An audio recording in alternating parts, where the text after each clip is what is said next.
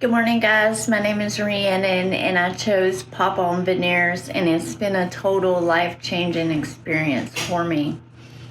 I found out about veneers. My dad actually had them a long time ago, and I thought they were the coolest things there could be because his teeth were very bad.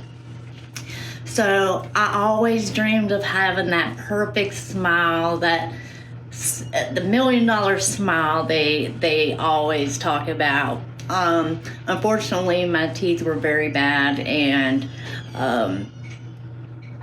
I needed another way out. I don't like going to dentists. They scare me. I took care of them as best as I could. I don't have good genes, I guess.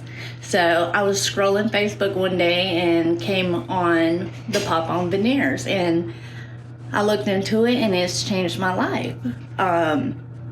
The process was so smooth, easy, super easy, and I got everything back really fast. So today, here's my smile.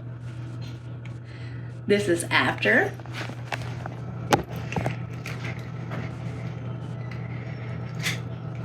This is before. Super easy. And fit perfectly.